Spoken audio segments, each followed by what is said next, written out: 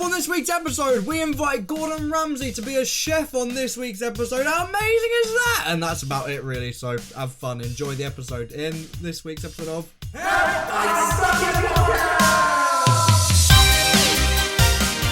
My name's Kai. My name is Gordon. Oh, hi Gordon, how you doing? Hello, yes, I'm doing wonderful, thank you. How are you? I'm good, thanks. This isn't like the Gordon Ramsay, it's just a Gordon Ramsay we found in the corner of like the high street.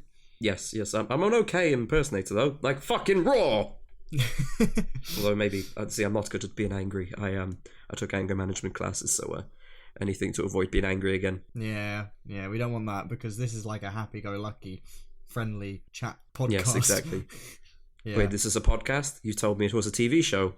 Oh, yeah. By TV show, I meant podcast. But you said it was a TV show. I fucking Gordon, wanted to go to Gordon, a TV show. anger Gordon, management, go away, Gordon. We're done here. I'm Fraser. Hi, Fraser. Sorry, yeah, he was sitting in this room with me, and I didn't realise we started. He needs anger management still, doesn't he? Yeah, I've just sent him back to his class. Yeah, good. Did you take him out of there then?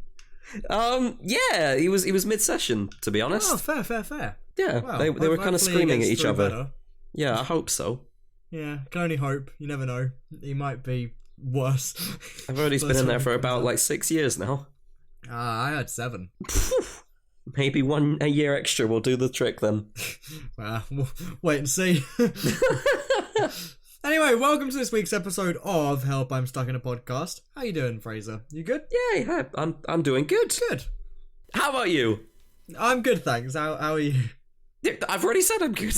Well, I've asked you again. How you doing? Yeah. I'm doing wonderful. What have you been up to over the last week? See, I got asked this question the other day, and I just completely forgot everything that I did, like, the last week or so. Mm-hmm. So this week, I still can't remember everything I've done, but I can give you, like, a brief summary. Uh-huh. Go on, then. On Monday, I think, I went up to Birmingham. So not this week, last week. Last week, yeah, not this week. Okay. I went up to Birmingham, and I saw my good friend Sherry, Sherry, who I don't think I've seen since October or July sort of time. I think it's October, because I got a tattoo started with her in October. Right, yeah. And that was the first one I ever had to tap out on. But then we went out for the day. We went to... Where did we go? We went into Birmingham. Went to the Bull Ring, so in Birmingham New Street. Oh, yeah, like the shopping centre place. Yeah, and we had a look around some shops, and then we went to play some mini golf. Went to Wagamama's first, but then we went to play some mini golf as well. What did you get at Wagamama? Oh, I got the pork belly, I can't say the word because I can't remember what it is, but it's the pork belly ramen thing, noodles. Right, yeah. You know? So I got that. That was very, very nice, as always. I finished it all very quickly, which is great because I just ended up with like a bowl of, wet and lettuce, or wet and leaves even. Oh, we love wet leaves. That was all that was left over, so you can tell I was hungry that day, which was good. Yeah. But then when we were like going back to the station, we walked past this mini golf like place, and we were like, oh, let's go play some mini golf.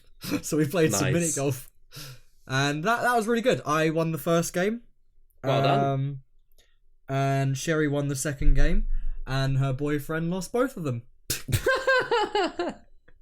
So good times. Sounds like that was a lot of fun. Yeah, and then the next day I went to her tattoo studio with her and finished off my thigh piece. So that is now finished, and it didn't hurt at all again. Oh, nice. The worst part on it was up towards when you get like nearer your crotch, you're like. Like, right, yeah. So the nearer to the crotch you get, the more you're like, yeah. And I got that finished, so that is finally done. It's not peeling at all, which is different because usually. Oh, that's alright then. So describe it. What is the tattoo for everybody that doesn't know? Edward Scissorhands. Edward Scissorhands, nice. Yeah, it's a big Edward Scissorhands piece. And then I also got another tattoo whilst I was there because we finished about 1:00. So I got a Pokemon called Mimikyu on my leg. Oh, nice. Yeah, so that was a nice little couple of days there. And I got the train back home. Got a very, very expensive Starbucks. Very in London. expensive. What did you Like, get? I got a sausage bap, right? Because I was on the way back home and I was hungry. And I didn't want to stop off anywhere on the way back. And I just wanted to grab something in the station. So I got a sausage bap, which they heated up, which was lovely. And I got an orange juice because I thought I'll be healthy. Oh, and you bought a fucking orange juice. That's your issue. Yeah, do you want to know how much the orange juice was? How much? £5. Oh, and I bet it was one of those like 300ml bottles as well. Something like that, yeah. Like, Oh. what? Why? Dear, that was a big mistake. Why is the orange juice so expensive? Starbucks? Sugar. I think it's sugar tax, isn't it? Is it? No, I don't think it is. It's just... I think I know which one you're on about. It's the one with the blue lid, isn't it? I think it was a grey lid. Oh, I have no idea then. Maybe you got some like really expensive high-end orange juice then. It was like their own brand orange juice sort of thing, but it was so expensive. Straight from the mountains it of was orange more juice. expensive than the bloody sausage bap. Oh, that's a scam. Yeah. I think it was like £4.50 or a fiver. My whole order came to £7.70. And I'm looking at it like, how the fuck does that become £7.70? It's because you went to Starbucks and got everything but a Starbucks. Well, I should have gone to WH Smith's, you know? That was just around the corner. Get a meal deal. I think even in London that's about £4. And that's much cheaper. But like, I was kind of like in a rush for my train. I don't want to get like stuck in any queues, so I was like, okay, there's no queue in Starbucks. I'll go in there because I think I had like 5 minutes to get to the train, and I was hungry. Right.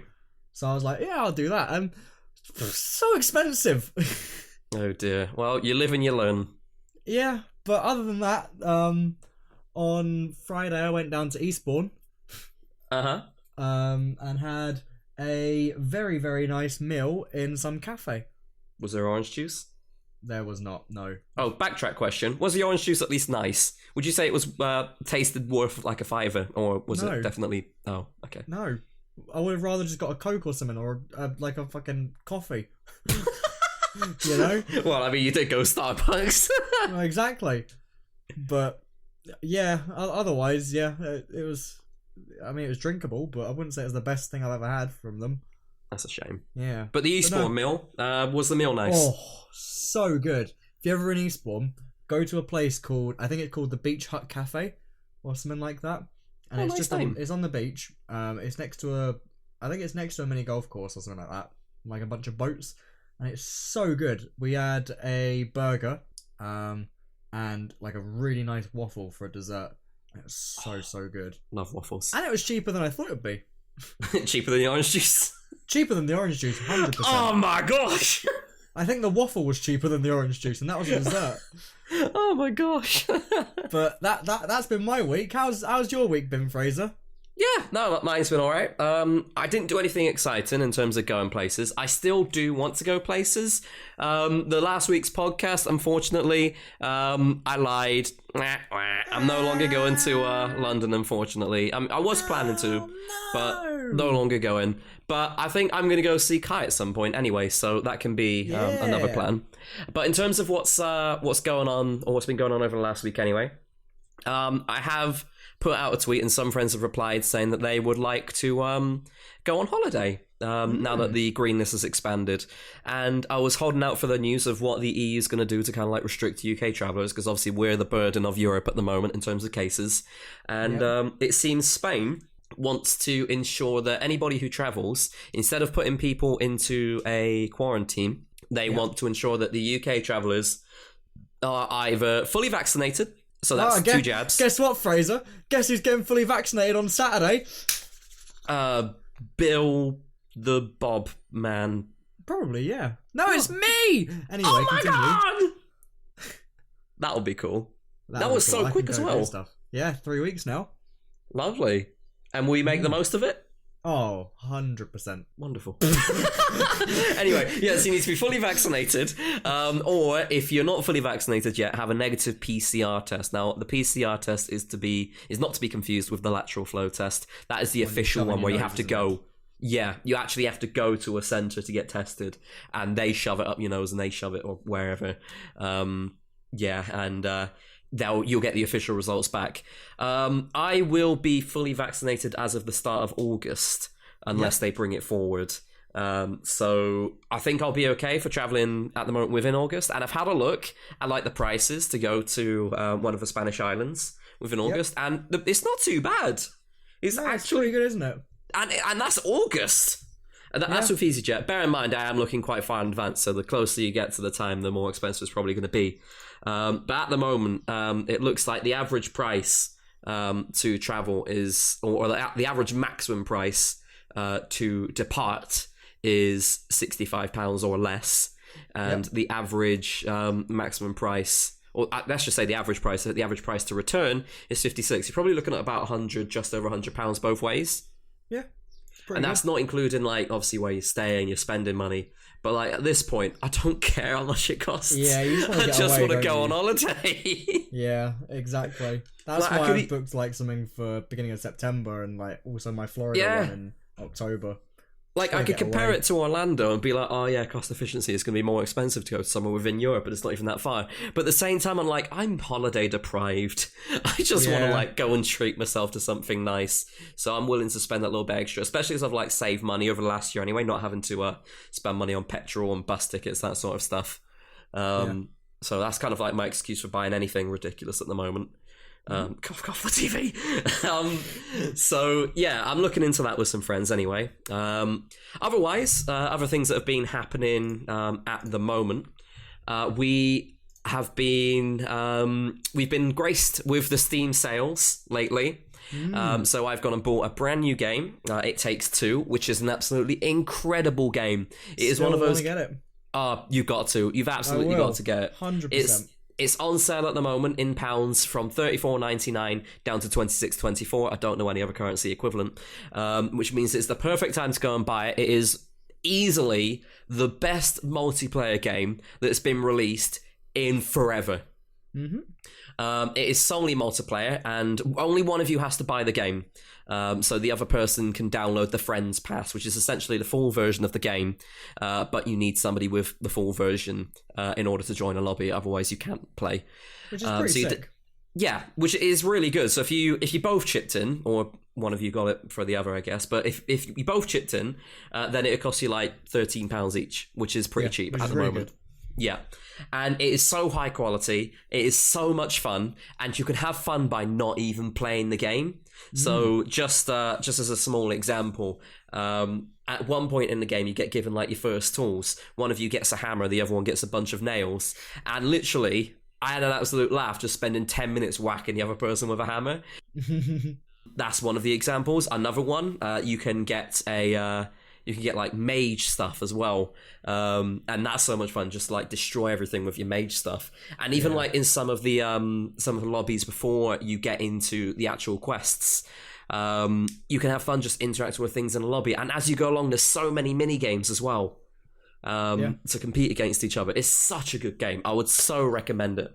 It looks so good. I've seen like some people playing it before, and I've really wanted to play it. I think you told me about it a couple of months ago before it got pretty big. Yeah, and now it's on sale, so it's the perfect time to get it. It's such a high quality game, and I totally recommend it for anyone. I've got a few other things as well, like just small bits and bobs from the Steam sales. Have you got anything from the Steam sales? I didn't know they were going on, truth be told. Fair enough.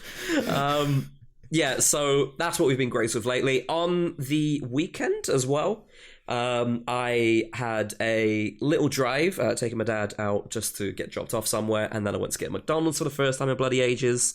I got myself some more moo milk, which is great. Indeed. And that was pretty much the only thing I did on the weekend.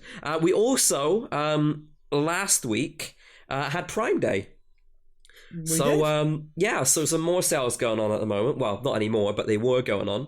I bought myself a dash cam for my car, which is pretty exciting, to be honest. Like, it's such a small thing, and I need it like to just, help myself. They don't help myself with confidence, but just so then if anything goes wrong, then I've got the evidence of it happening. Because I was so like, after last time, I was so shaken up by the fact that I might not even have evidence to go against the other person that smashed into me. But it was literally just a saving grace that their number plate smashed off. So I've got that dash cam now, so it's quite nice to have that. And I also bought an SSD, a 2TB SSD to replace the old hard drive I had for my my games hard drive. Yeah. So games load so much faster now, and it's absolutely donkey's loads of space. I doubt I'll fill it up anytime soon, that's for sure. Back and in that's like a week's time, and it'll be like just you watch 2 terabytes of games installed. I need to uninstall some games. I don't want to uninstall some games. Oh, okay. I really am a storage hoarder. It's ridiculous. Yeah. Do you know how much I've got on my PC at the moment? Go on. So at the moment, I have got a 2 terabyte hard drive, a 2 terabyte SSD, and a 1 terabyte M2 SSD. So in my computer, not including the including the space that's taken up automatically just by having drives that big, I've got 5 terabytes in my computer.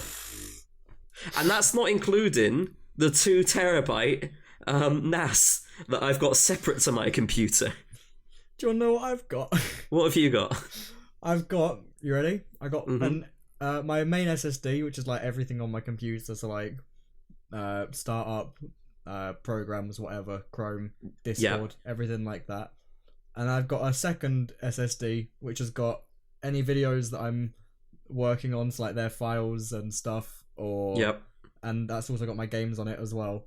Yeah. And then I've got my old hard drive, like one of my old hard drives from my old computer, which used to have all my video stuffs on, which I just use for a memories like hard drive now. And that is it.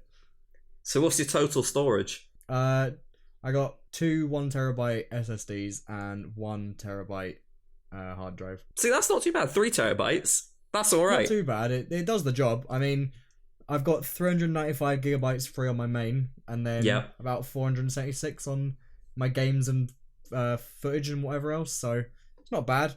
The games is the main problem for me because it takes up a lot of room. My internet as well isn't amazing. It's better than what it was, but it's not amazing. So when I download a big game, I'm like, if I uninstall it and I want to play it again, I'm going to have to wait another really long time just to install that big game again. So I'm like, the big games I don't want to get rid of. The small games, which take like less than an hour to install, sure. But the ones which take more than an hour, I don't want to uninstall for the ever so slight chance of me wanting to play them again in the future. If it's one of those like, I don't know, like Overwatch, for example, or I mean, this is a really stupid one. I've got Call of Duty Modern Warfare 4 installed, and that's like a 150 gigabyte game. I haven't played that in ages, but I don't want to download 150 gigabytes again. Yeah, that's the thing. You don't want to download more than what you need, I guess. Exactly. Yeah. So, that's my problem. I'm a storage hoarder, but at the same time, I am sorting out my storage now, because now I've got things in like more organized areas. So I've got one section for my games. I've got one section which I call general, which I'm going to put like more documents and stuff in instead of having it on my computer, because at the moment it's kind of like a mixture hybrid between where I want to store my stuff. And then I've got a video archive, which is literally just like the IRL videos that I've recorded previously. And then I've also got like my YouTube partition at the moment, which has got like old assets, old music, that sort of stuff. But I need to go through it and clear that out because I don't use that much anymore. Yeah, I feel that. So once I've done like a grand clear out, which I'm slowly but surely doing, then I reckon I'm going to have so much more space for other things. But that's a job for another day. Well, fingers crossed. That'll come soon. Yes. And one final thing to round up, which isn't anything I've done this week, but is a milestone. As of, I think it's actually today, the day of recording today, I have now been FraserIRL officially for 1 whole year. Woo! 1 whole year. Woo-hoo, How's it been a year already? It's gone quick, hasn't it, the last year? Yeah. Absolutely crazy. So I haven't really done anything special to mark it. But like in my latest video, I did say, I celebrate 1 whole year. We're going to do a stream highlight sort of thing, but bring it into a video. It's good. It's good that I've managed to do it because, like, as part of doing the rebrand, I wanted to commit to doing something new, and you know, trying to bring back the channel to something established again. And while the channel hasn't exactly grown, and by that I mean it hasn't grown at all since I've rebranded, a whole 0 subscribers gain, and I think 0 loss as well. But you know, we're kind of in that area. The channel's not grown at all, but I have managed to commit to doing extra Sunday videos every single Which week for a is- whole year now. It's impressive. I even struggle to do that every week, and I'm home all the time doing stuff. Yeah. Fair play, yeah. So Yeah.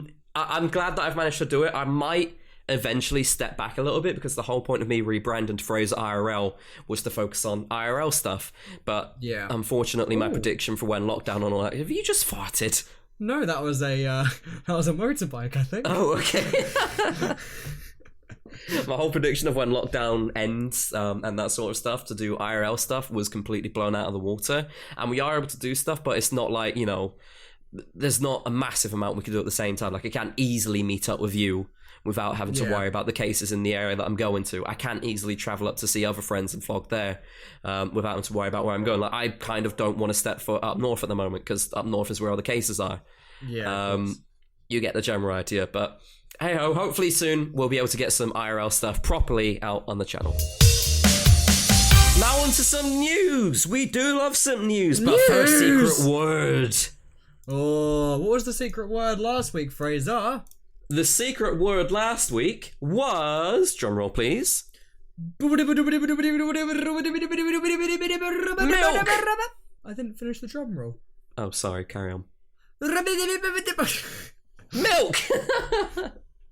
But we hid it quite well last week because we only focused on that section for like 30 seconds. So less people got it this week. 2 of you, Diamond Hood Gem and Peter, you both got milk. Well done. Well done, guys. So this week's secret word is going to be decided by Kai. It is Spanish. Spanish. So tweet Spanish to @StuckInAPodcast on Twitter. Yes. Oh my god. Anyway, now for the news. So quite a few people that follow us know that we like to attend Insomnia. And Yes. quite a few people also attend Insomnia. It is a great gaming event. It is also known as the Insomnia Gaming Festival. It is run in the NEC, and normally, if it weren't to be COVID times, it happens twice a year. Now, it hasn't happened for quite a while, and over the whole COVID fiasco, they've now been bought out by some new owners. So Game, which is a game selling company in the UK, Game no longer owns Insomnia Gaming Festival, and it's been bought out by some other holdings firm, which I can't remember what it's called. And as part of that, the original CEO of Multiplay, who was one of the original owners, this is why I don't want to go into too much detail because there's way too many different owners. One of the original CEOs of Multiplay, which was a previous owner, has now come back to be the CEO of the Insomnia Gaming Festival. And as part of that, they did an interview with him lately where they discussed when can we expect Insomnia to be back. Now, Which is like a question we've been asking a lot. yeah, and I know you can see the notes, but if you didn't see the notes, we were originally thinking possibly the summer one could come back. Yeah. And obviously that's now probably not going to happen, but we will see what happens, I guess. And now that we've had this interview, we've now got a bigger picture that Insomnia actually isn't going to be aimed to come back during summertime. They are actually thinking of maybe doing a complete restructure of Insomnia. So at the moment, they're saying they're looking at the possibility of potentially a mid-October date.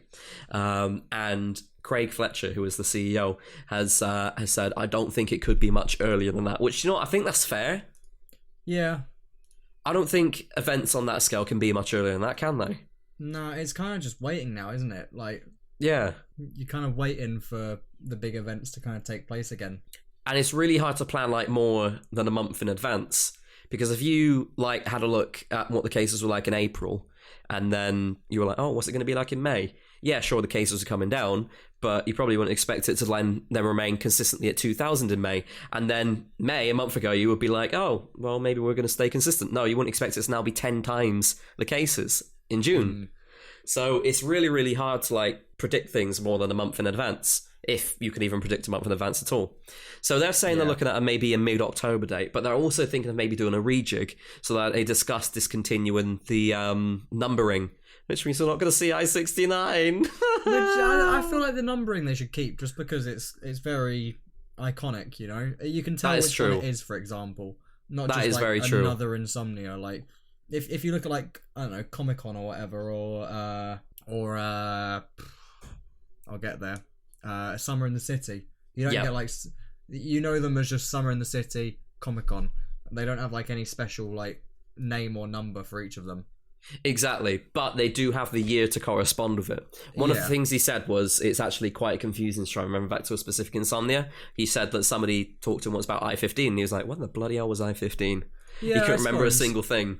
But like, if you say, winter 2020 or summer 2016, then that helps to put like a date on things, and it makes it more memorable. And he said that he's done it before with another event, Stratland, which I've honestly never heard of before today, where they called it Stratland Winter or Stratland Summer. So they're thinking of maybe going along that line, which, I mean, fair enough. If they do it, great. But it's going to be devastating that we're missing I-69. Yeah, but oh well. I guess that's not the end of the world, is it? Exactly. But they're also saying that due to the pandemic at the moment, they might try to bring it back on a small scale. So one of the things that they might be cutting back on is the actual expo itself, and potentially looking at a BYOC only event due to the difficulty getting publishers to attend. Like at the moment, some publishers and other games companies as well have like literally blanket bans on marketing where they attend conventions in person and conferences in person due to COVID. So they reckon there'll be that difficulty there. Would you attend an Insomnia where it's BYOC only? No. Yeah, that's what I'm thinking as well. I probably wouldn't. No, because why would I? This is my thing with like, I get if you want to do it, sure. But for me personally, I have no reason to bring my own computer to a place like Insomnia. Yeah. It's just, you're basically paying for internet in a place where you don't belong. That's true. That is true. I get by belong, I mean, you know, where a place you don't live, you know? Yeah. If I wanted to play a game with people, I'd do it as I do now, over Discord, in my room. Yeah. You know, so no chance. I guess in some ways it is kind of returning to its roots. Because Insomnia was previously a LAN with a small expo on the side. So when I first attended I-49, there was the Minecraft zone, and they had like the Minecraft area where you could play games on the Hive, and then there was like smaller booths, so not like not like massive publishers, but there was like small booths where they were demonstrating VR. There was one where you could like do small arts and crafts. There was obviously the sellers and stuff like smelling, where they were selling like let's just say things like Pocky and they were smelling the Pocky. They're smelling the Pocky. Shout out their nose. They're selling things like Pocky, selling like gaming snacks, selling gaming merchandise. But it was more community focused because there used to be like a community stage as well. We could come up, take part in small competitions. So in a way, they're kind of returning to their roots. Which could be good in some ways, but I guess we'll see what happens. It's definitely going to cut back on the attendance, but that's another thing that they're also planning for. Saying that they might not even have it in the NEC in the future. Which, it's not the end of the world, but like... It's a very convenient place for people to attend. It's like basically the centre of the country, isn't it? Exactly, and it's at a transport hub, because Birmingham is like the centre for everything trains. Yeah.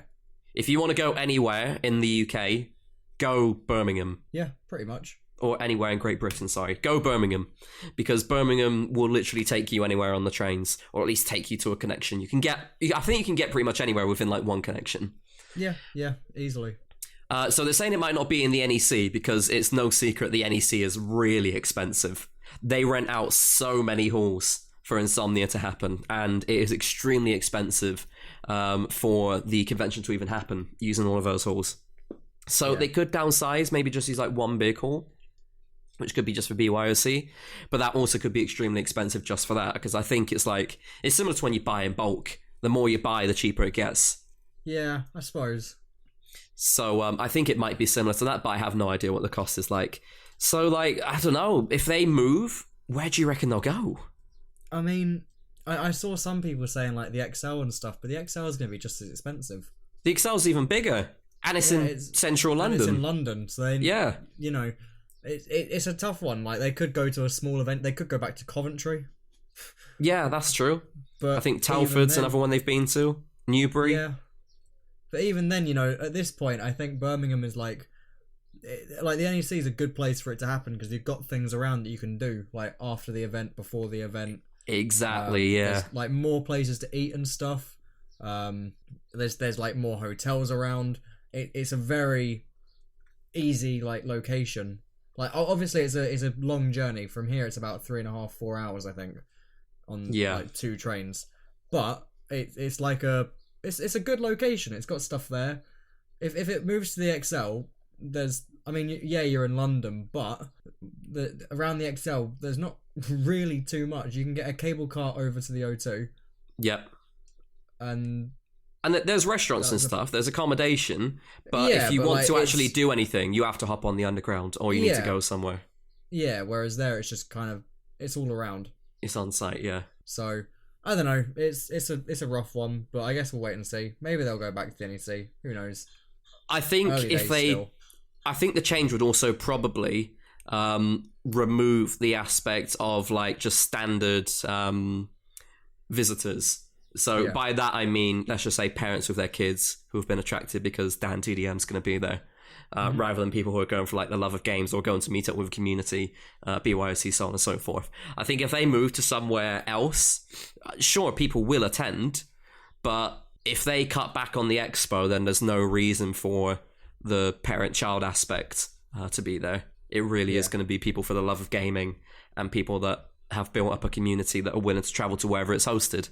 Because I know for a fact, we barely are in the expo. We go in the expo and we enjoy what's there for, I'd say, probably 1 day total, if we were to add up like all the hours we're in. But the other 3 days, we're just chilling.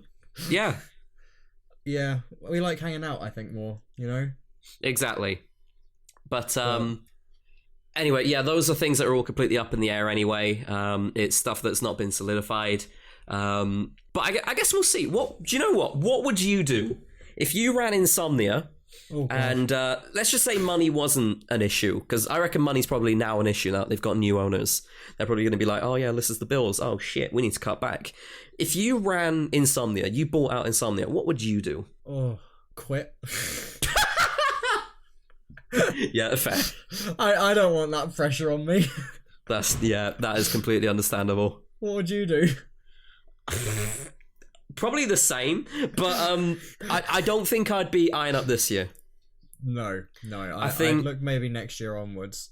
I don't know if Summer in the City's cancelled, but Summer in the City was originally planned for mid-August. I think it's still on. I mean, it would be surprising if it does go ahead, but that's ballsy but interesting, but fair enough for them. If they want to go ahead and actually do that. I guess it's better for Summer in the City because it's more brands advertising themselves, being a social event. They might take like an America route at the moment or whatever, you know. Either 2 jabs or mask sort of thing. So that's completely possible, to be honest, yeah. Yeah, I guess it's a wait and see situation on all of it. But whereas Insomnia is an extremely interactive event. You go there, every booth is interactive other than the ones where you're buying merchandise. And you meet people too. Exactly. You meet people, and the whole aspect of being there is to hang out and make friends, have a good time. I wouldn't be eyeing up this year. I think I'd be eyeing up next year still, because I think you just really can't plan something like that big when things are changing all the time. And while the government rules are changing, like so regularly, and sometimes for the better, you just don't know what the right thing is to do. So I'd hold fire, wait till next year, and see if they can bring back the expo, because I reckon if they bring back the BYOC, people realise that BYOC is not for them, then it might turn off people in the future. Yeah. I think if they made it a BYOC only event, it could just stop the whole event as a whole. They'll keep the core community, but they won't bring in the money. No chance. So yeah, I guess we'll wait and see what happens. Situation. Exactly. Aye. Anyway, I think that's it for this week's episode. Yeah, sounds good to me, sir. Cool, so thank you all so much for listening to this week's episode of Make sure you follow us on our Twitter at Stuck in a Podcast. Follow us on our individual Twitters at KairosBest and at FraserIRL. Follow us right here on Spotify as well, and make sure you turn on that notification checkmark box thing because you might not get notified. We upload every single Wednesday otherwise, so make sure you tune in every single Wednesday to listen out for the next week's episode. As well as that, yeah, follow us on our YouTubes, Twitches, that sort of stuff. You know the drill. It's all the same names everywhere. And have a good week. Anything else for you to say, Kai? Nah, not really. Fair enough. Cool. And thanks so much for listening. And until next time, don't forget to not buy the bloody orange juice at Starbucks. Yeah, bitch. don't do it. Don't do it. Bad choice, bitch.